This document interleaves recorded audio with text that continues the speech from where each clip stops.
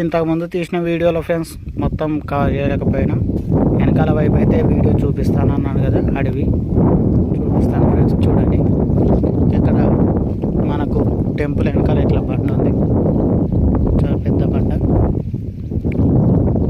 వెనకాల వైపు చూసుకున్నట్టయితే మొత్తం అడవి, మధ్యలో పొలాలు ఉన్నాయి. చూడండి ఫ్రెండ్స్, చాలా బాగుంది. ఇక్కడ వాటర్ ట్యాంకర్ కూడా ఉంది, ఏం ప్రాబ్లం ఉండదు ఫ్రెండ్స్.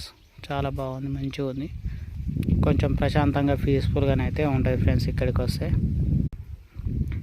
చూస్తున్నారు కదా ఫ్రెండ్స్, ఇక్కడ మన జగిత్యాల చుట్టుప్రక్కల ప్రాంతాల వాళ్ళు ఎవరైనా ఇక్కడికి కొంచెం దగ్గరగా ఉంటుంది కాబట్టి రావచ్చు.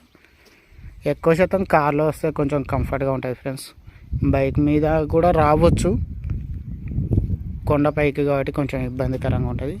మెట్ల మార్గం నుంచి రావడానికి ఇక్కడ నుంచి ఉంది ఫ్రెండ్స్.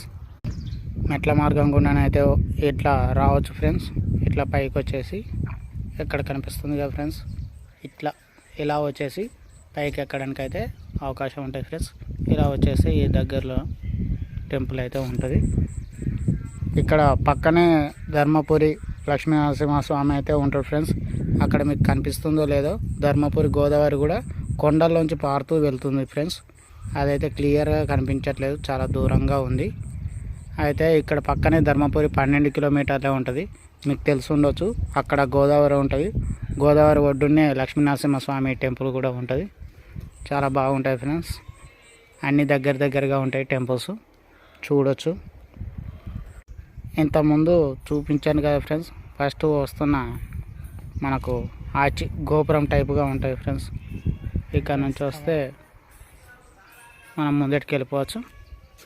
ఇట్లా వెళ్ళిపోతే సేమ్ మళ్ళీ ముందటికి మనం కోనేరు, ఇక్కడ ఉన్న చిన్న హనుమాన్ టెంపుల్, ధ్వజస్తంభం, గుడి ఎంట్రీ అయితే ఉంటుంది ఫ్రెండ్స్.